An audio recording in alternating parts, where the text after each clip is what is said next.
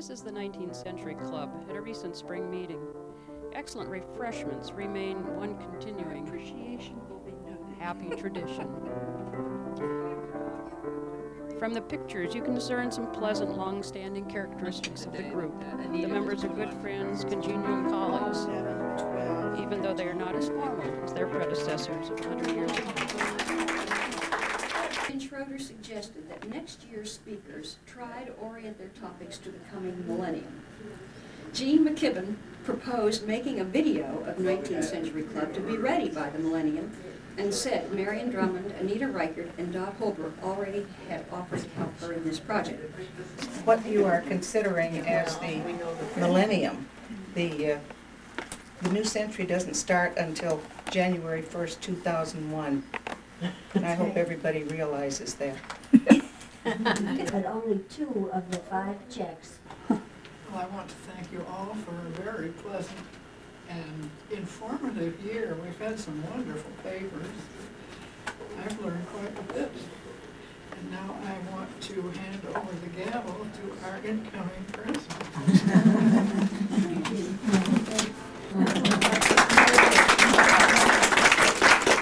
The history of our own 19th Century Club. That's right.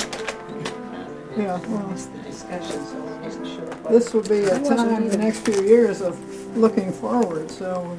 Founded in 1900, with its first meeting in January of 1901, the club begins its 2nd century. We still take attendance, but we do not respond to the roll call with current events or poetry. We still shake hands when we greet each other, but we don't wear white gloves nowadays. Our predecessors held costume parties, dances, dinners for husband's night. Our average age is now older. We don't have time or energy for elaborate parties, and since many of us are widows, husband's nights are no longer part of the program. But we are still, as the Constitution says, ladies who desire to study and to promote philanthropic interests. What is ahead for groups like ours?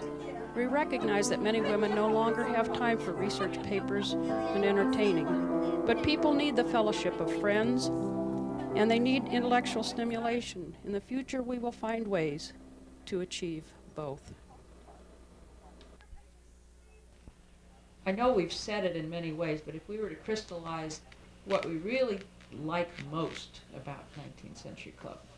I can always say I enjoy the socialization very much. I enjoy all the people that are there, but over and above that, I think it's the fact that we really are learning something, and I like that. I don't want to belong to a club that is just totally for fun and games. No, I certainly agree with Marty about the giving papers. That's important. And I don't love doing it.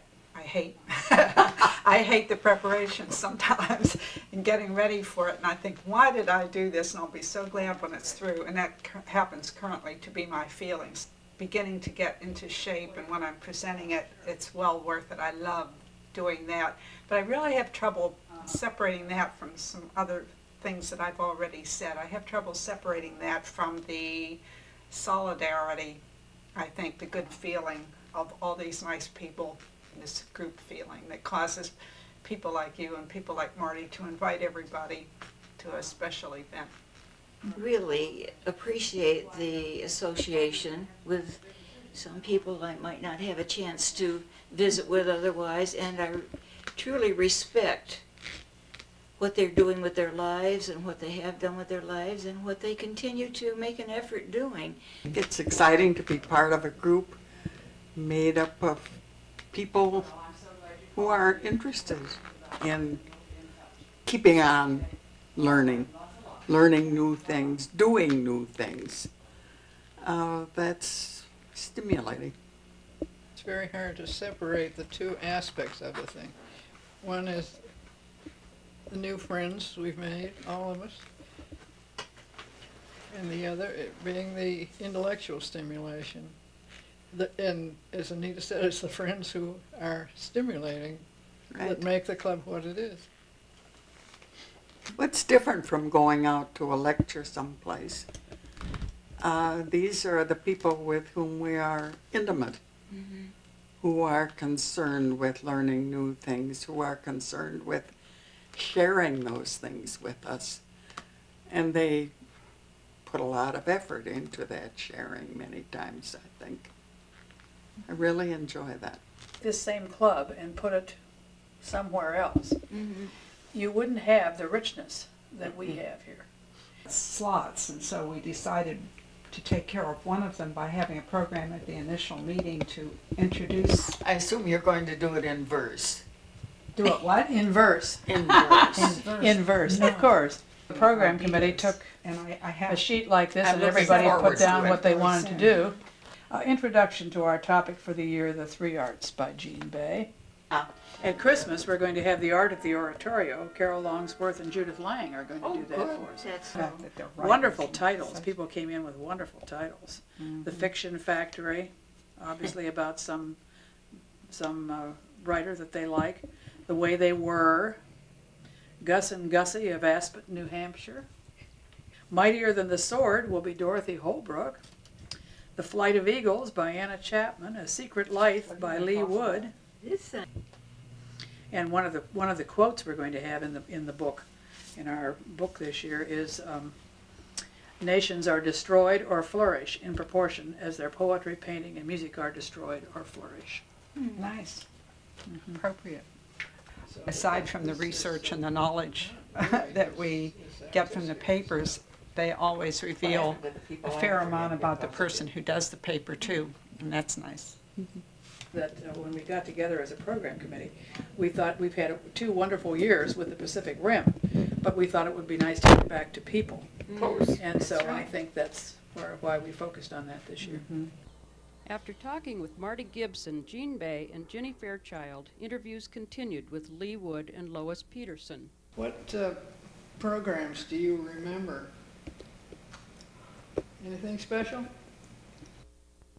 You, Anita?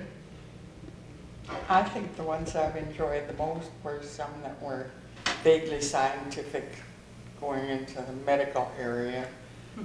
I remember the one on regeneration. That fascinated me. Well, it still does every time I pick up a paper and see something that refers to it even vaguely. And had I not done the paper, it would mean nothing to me. And remember being very nervous about doing my first paper.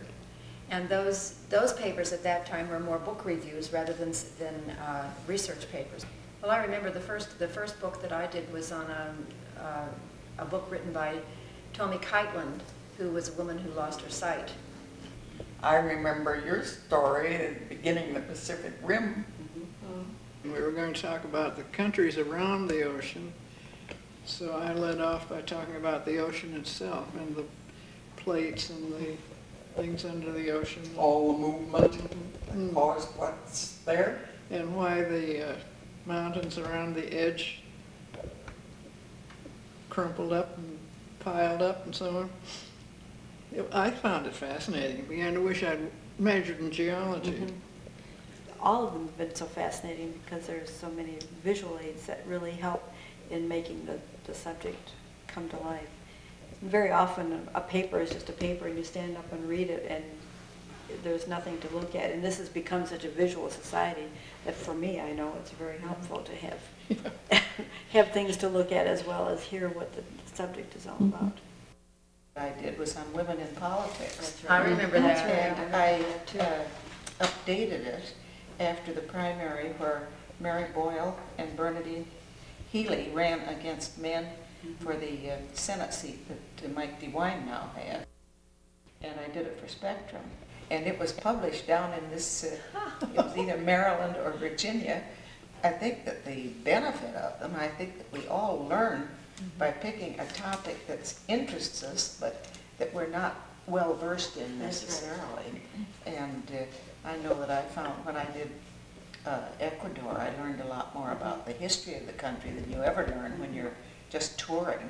I remember another one I did, now that I think about it, on Sylvia Earle, the deep sea diver. Oh, yes. I remember some of Libby Dixon's, which she illustrated with music as she went along.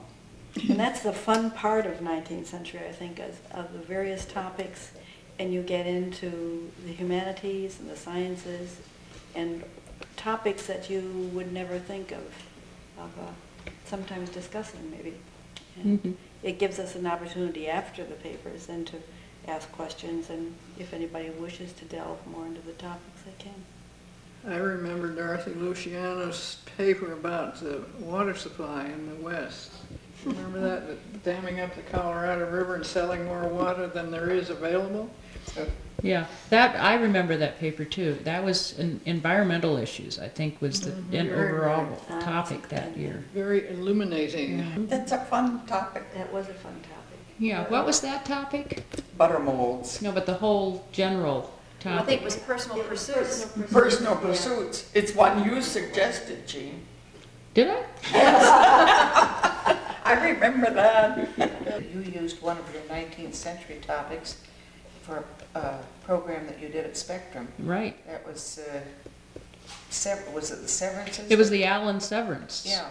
The Allen Severance family. I remember that. Because that was the year we did philanthropy, and I just happened to pick the Allen family, and I spent more time in the archives of Mudd Library and the Historical Museum in Cleveland. I had a fascinating time. I remember your pictures about diving in the Caribbean. Obviously, I'm a visual person. I sort of, I guess, enjoy bringing the visual part to it. I remember doing the one on Max Kade, first of all, because the German house on campus is Max Kade House. So that gave me a great opportunity to find out more about him. I think that's the thing I enjoy most about the papers, is it makes me study a little again, and that's good for me.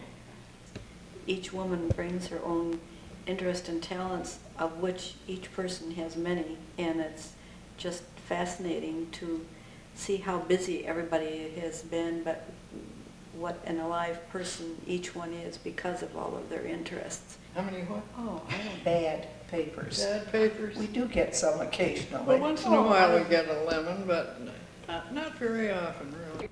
No, and even the ones that aren't developed as thoroughly perhaps have some redeeming qualities. That's very kind of you. Well, I think it's true.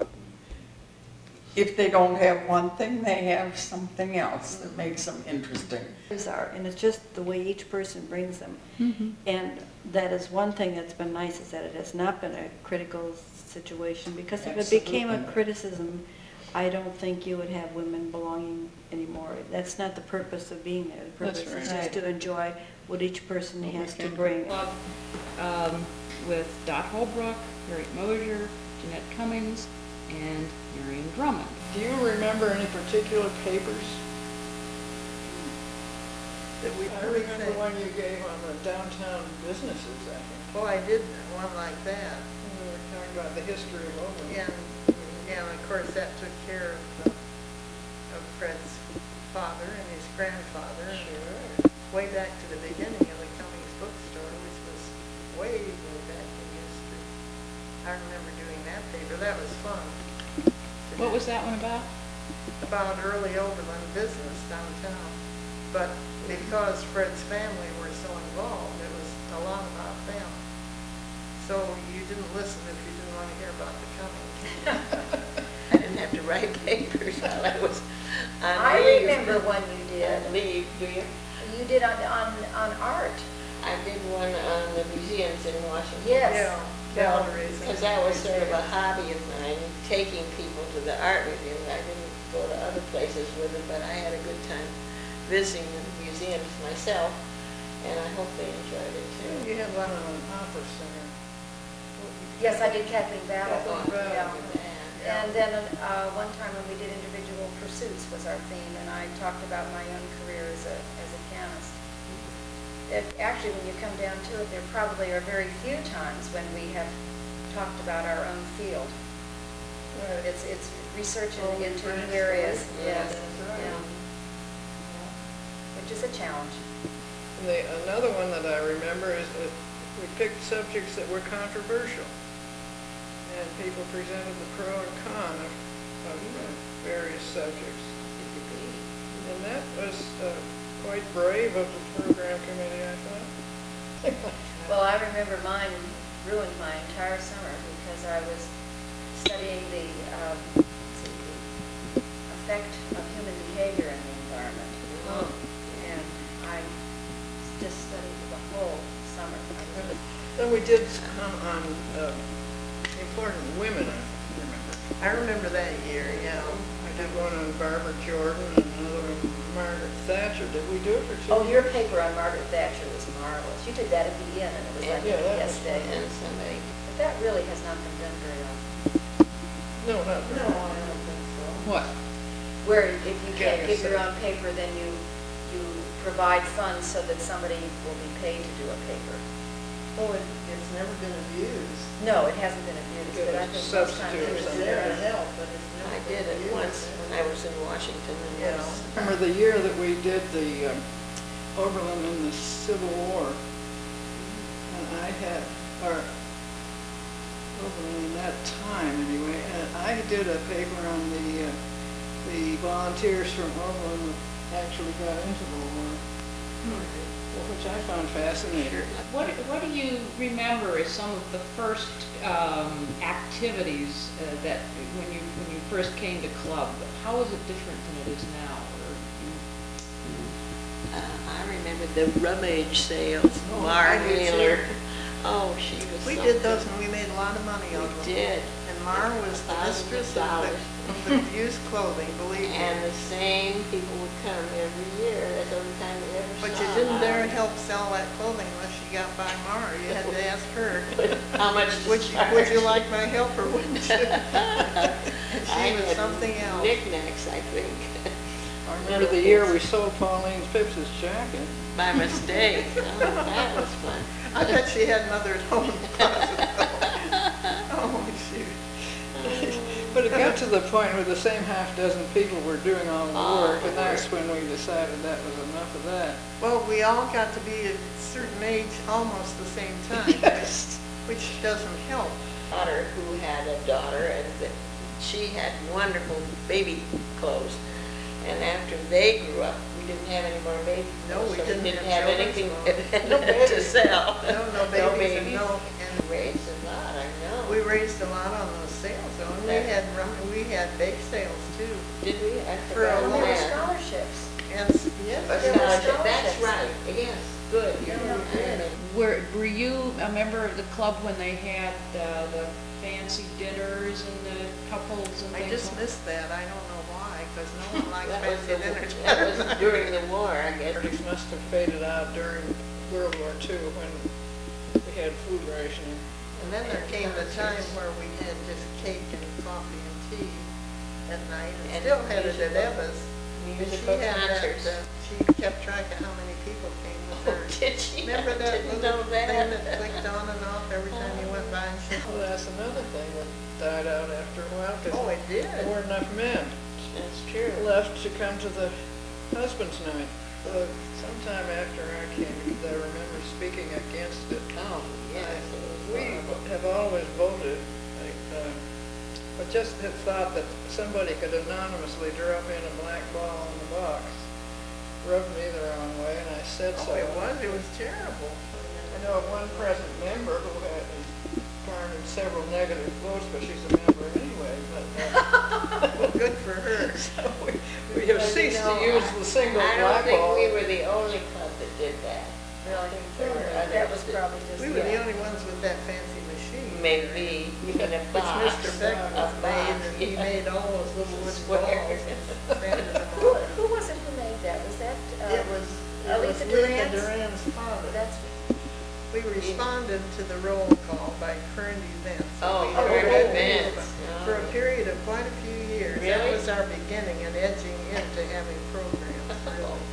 And I don't mean just, did you read the paper today and read about Bosnia or something? I mean, you told a little article, or before we had the one club paper that was research like it is now, because we don't have time to do that.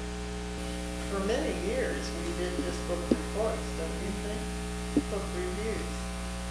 well, I think that, yeah, when I first joined, it was certainly book And reviews. for many years after that, probably. certainly were not research papers. But I do remember that we filled in for a few years with just current events and what people had managed to find time to read and bring to the meeting. Well, I spent a number of weeks digging through the archives for things that I thought were interesting, humorous, relevant. And this was mostly covering the first 5 years of the club. And I had a chance to see what some of the programs were and what some of the outside activities were. They used to have current events at almost every program to start off with. And where we have one good-sized research paper at each program, some of their programs would be 3 or 4, say 5 or 10-minute topics rather than a full paper. So, because some of the topics that they covered were the same as topics that we cover now, various countries in Europe and various things having to do with American history, things of that sort. They had a lot more social affairs than we did, but they were almost all, I would say, married women with families, and we now are a club that has a goodly number of widows. This is back from 1900 to 1910, and then actually looking through the programs, I would say that this trend continued up through the 50s, that the anniversary luncheon, for instance, would be maybe a dance or something of that sort that the husbands would be invited to. I would make one more comment on what Lois said. The thing that impressed me when I looked through the programs was the presence of a parliamentarian who apparently played an important role. Just keeping things running smoothly according to Hoyle, I guess. I joined in the late 1950s. What was the club like when you first joined it? Very much the same as it is now, although when we gave our papers, we had to stand and you had a podium that you had to stand at and use. I was thinking back, I still have a recipe of Judy Sheldon's because I can think way back to the 50s. She served a chocolate dessert that was absolutely wonderful. And we went into everybody's homes in those days. Yes, as we have just up until recently, really. Like? Well, it was a molded dessert with fresh violets in it, and I think she picked the violets out in her yard.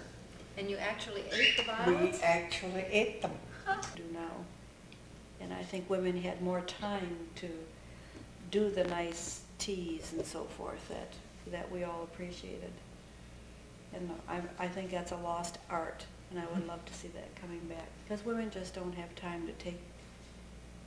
To fuss. To fuss, right. I think that's true.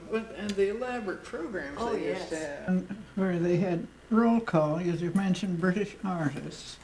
Then there's a paper on English art and artists of the 19th century. Another on some famous cathedrals. And then some music. Then British universities, social conditions of England. Then some more music. I wonder how long the meeting was. 1916, 1917. Christmas program. Something was... A 3-minute talk, reading, song, or recitation by each member. And Dr. Wiley on mouth hygiene. They had a program committee and a music committee and a flower committee. Goodness. And then they had a violinist. Well, hi there. That was their program. That must have tailed scalloped chicken, mashed potatoes and baked corn, nuts. Sounds like dinner. Certainly does. Head lettuce salad with Thousand Island dressing, rolls, jelly, and coffee, and pie a la mode and mince. There was one in our club whom we all are sure will stay by us and help us when trials we endure. Mrs. Beckwith. Well, it doesn't sound like the programs have changed too much in some senses. You know, we've had programs over the years that have been related to personal preferences and hobbies and travels. Well, one of the things that has struck me as a fairly new member of the club is the formality of going around the circle and shaking hands with everybody when you come in. And I suspect that that goes pretty much all the way back to the Oh, beginning. oh, yes, it does, yes. Something that won my heart instantly about 19th Century Club, and it still just tickles me and pleases me at every meeting, is our custom of going around and shaking hands with everyone. I just think that that is an exceptional thing to do. But one of my big impressions was we're getting older. And I could see it in the way we walked, and I could see it in the set of the shoulders, and various things. We're really an aging group. And I think that right now that probably is what concerns me as much as anything about 19th Century Club. It's very difficult to know how to approach the future in terms of new members unless we get a big influx, because I think just to have 1 or 2 or 3 30-year-old members is not going to be attractive to them, and it's not going to work. So I think we really need to consider rather seriously what our future is going to be. In fact, that's one of the big changes that has occurred, is the fact that more and more women are working. It Right. didn't used to be that that many did. Some did, but in fact, we were talking once before about the fact that 19th Century Club has changed so much, primarily because people used to not work and would have small children, be at home, and this was a way for people to get together and, you know, exchange ideas, challenge their minds, and it still is a way to get together and challenge one's minds. But I think we have to develop the recent retirees. They're a fairly lively bunch after all. Right. So we're an old ladies group, so what? If that people in their late 60s and 70s still have quite a lot to offer. Some of us, even in our 80s, can still write a paper. Right. right. Once in a while. And maybe that's the kind of thing we need to think about. Don't you think in your grandmother's time that a club like that was almost essential? They didn't have any other interest. Almost everybody had done something in the way of part-time work. Very few of us had full-time jobs. There were a few who taught school. But I resent the picture of the 50s housewives with their fluffy aprons making cookies. Because at least for us that is an exaggeration. It's not true, really. I haven't baked your cookies since then. I'm just afraid that clubs are going to be a luxury from now on. We entertain, we have our meetings in our homes, and as a number of you have moved to Kendall in smaller quarters, so we use the social rooms at Kendall, which works well, but there are fewer and fewer people left who have homes that are able to entertain in their homes, particularly for the luncheons. But it always has seemed to me a very vibrant group, people who were extremely interested in doing the kind of papers we've talked about, and extremely courteous and such. So I don't have a strong sense of change from the time I first was in until now. The graciousness of the women hasn't changed at all, and that was the thing that I particularly enjoyed, was just the camaraderie of the people and the interests of the people. It's what drew me to the club. At that time, as a youngish faculty wife, most of my associations were with faculty, and this was a chance to meet the town on a different basis, and I made a real effort to get to the meetings because I enjoyed them. I was so busy with the League of Women Voters when we first came, and church work and scouts and children's activities, that 19th century was pretty far down the list. But finally I was invited, and I was happy to join, and I'm very glad I did. I was not doing enough to feed my interest in music, which has always been my love of my life. So I went back to Oberlin. Because of that, going back to school, my days were full, and I couldn't keep the hours of 19th Century Club in my schedule at that time. And I got active in local politics in 1955, and as an outgrowth of that, why I ran for office. It was after Pete died that I asked a couple of my friends in the club, I said, how do you get to be a member? So that I was going to school, raising a family, and teaching a full studio full when I joined the club, which was kind of crazy, but I'm not sorry. It certainly changed my schedule for the week on the Tuesdays when we had club meeting, and I enjoyed the camaraderie. Working at the Carlisle shop for 24 years. I remember being very excited when I was invited to join, and I never was sorry that I did join. I think it's a lovely group. You see, we both graduated from Oberlin College, and then we came back when Chuck bought the paper in the state senate, and that was supposed to be just one term, and it turned out to be 10 years.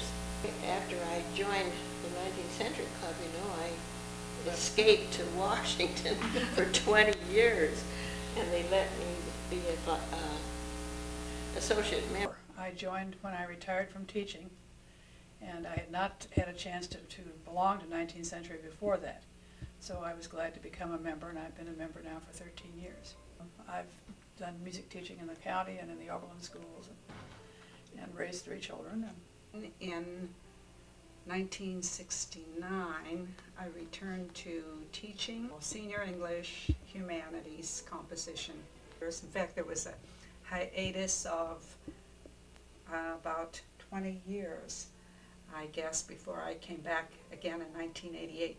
I joined 19th Century Club when I retired from 26 years of teaching.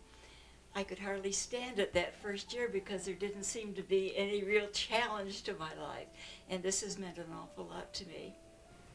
Today we've been talking to several of the older members of the 19th Century Club in Oberlin, Ohio, share some of these memories and look to the future.